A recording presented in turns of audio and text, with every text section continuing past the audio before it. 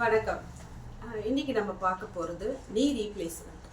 இந்த டாப்பிக்கில் வந்து பெரிய டிபேட் இருக்குது. நீ ரீப்ளேஸ்மெண்ட் வந்து இப்போ சஜஸ்ட் ஆகுது. எல்லாருக்குமே வந்து அது செட் ஆகுமா, எல்லாருமே வந்து நீ ரீப்ளேஸ்மெண்ட்டுக்கு போகிறது கரெக்டா அப்படிங்கிறது தான் வந்து இன்றைக்கி நம்ம பேச போகிறோம்.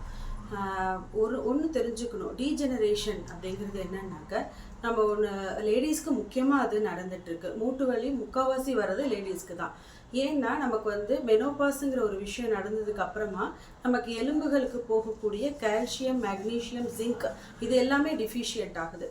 இப்போ இது டிஃபிஷியன்ட் ஆகுதுங்கிற பட்சத்தில் நம்ம அதுக்கான சப்ளிமெண்ட் நம்ம எடுத்துக்கிறோமான்னு பார்த்தா நிச்சயமாக இல்லை. லேடிஸ் ஒரு வயசுக்கு அப்புறம் அவங்களை கவனிச்சுக்கிறத நிப்பாட்டிடுறாங்க.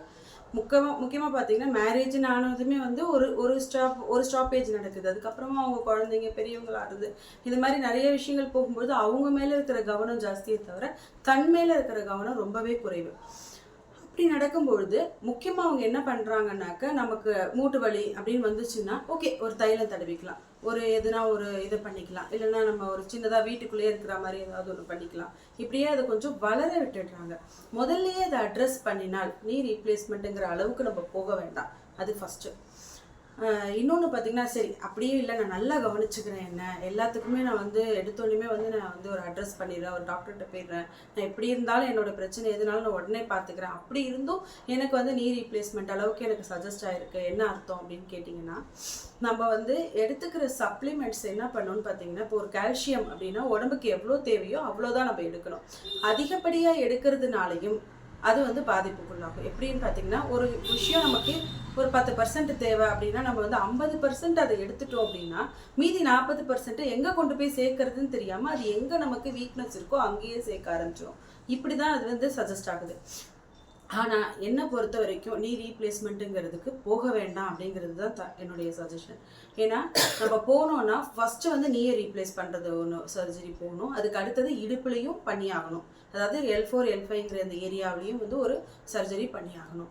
இதெல்லாம் நம்மளால் தாங்க முடியுமா, நம்ம அதெல்லாம் பண்ணிக்கிறதுக்கான வயசில் இருக்கோமா, நம்ம அதுக்கு ஓகேவான்றதெல்லாம் நம்ம தான் சஜஸ்ட் பண்ணிக்கணுமே தவிர அவங்களாம் வந்து பண்ணும்போது ஜஸ்ட் லைக் தட். அவங்கள பொறுத்த வரைக்கும் என்னென்னா, நான் வந்து எதையும் குறை சொல்லலை, பட் ஒரு ஸ்ட்ரீம் ஆஃப் இதில் இப்போ மெடிசின்ஸ் அப்படின்னு போகும்பொழுது தீர்வுகள் எதுலேயும் கிடையாது. எல்லாத்துக்குமே வந்து ஒரு வலின்னு வச்சுக்கோங்களேன். அந்த வலி தெரியாமல் இருக்கிறதுக்கு உங்களுக்கு என்ன பண்ணலாம், இந்த இது இருக்குன்னா இது ரீப்ளேஸ் பண்ணி தூக்கி போட்டுட்டு, இப்போ லேப்டாப்பு கம்ப்யூட்டர்லாம் இருக்கிற மாதிரி தான் ஒரு பார்ட்டாக அதை தூக்கி போட்டுட்டு திருப்பி இன்னொன்று வேறு ஏதாவது ஒன்று வச்சு அங்கே நீங்கள் வந்து நெட்டு வச்சிடலாம், போல்ட் வச்சிடலாம், போட்டுடலாம் அப்படிங்கிறது தான். பட் நம்மளுடைய உண்மையான உடல் உறுப்பில் இருக்கிற அந்த ஒரு மஜ்ஜைக்கான ஒரு நல்ல ஒரு குணமோ இதுவோ வந்து ஒரு நெட்டு போல்ட்டில் நீங்கள் எதிர்பார்க்க முடியாது. அதனால என்னோட சஜஷன் நீ ரீப்ளேஸ்மெண்ட் வரைக்கும் போக வேண்டாம் அப்படிங்கிறது. ஓகே, நான் அப்படி தான் அந்த மாதிரி ஆகணும், அந்த மாதிரி பண்ணி ஆகணுன்ற மாதிரி இருக்குது அப்படின்னால் நீங்கள் மனதளவில் திரும்பவும் இன்னொரு சர்ஜரி நமக்கு இடுப்புலையும் பண்ணி ஆகணும் அப்படிங்கிறதுக்கும் நீங்கள் தயாராக இருக்கணும். ஏன்னா ஒரு தடவை நீ மட்டும் பண்ணிவிட்டு ஒரு காலில் இருக்குது, ஒரு முட்டியில் இருக்குன்னா கூட ஒன்று மட்டும் பண்ணிவிட்டு அப்படியே விடவும் முடியாது. ஏன்னா பிரச்சனை ஆரம்பித்ததே இடுப்பில் தான்.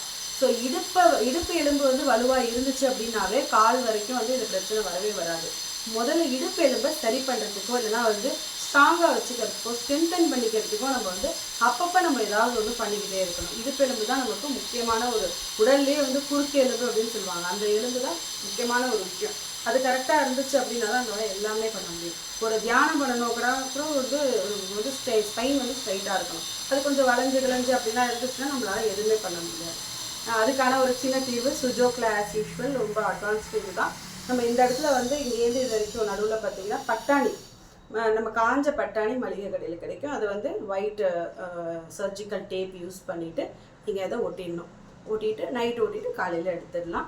இது ஒரு சின்ன டிப்பு தான். பட் இதை பேஸ் பண்ணி இதுக்கப்புறமா அடுத்ததுன்னு பார்த்தீங்கன்னா, நீங்கள் முக்கியமாக நான் சொல்லுவேன், ஆரம்பத்திலேயே அதை அட்ரஸ் பண்ணுங்கள்.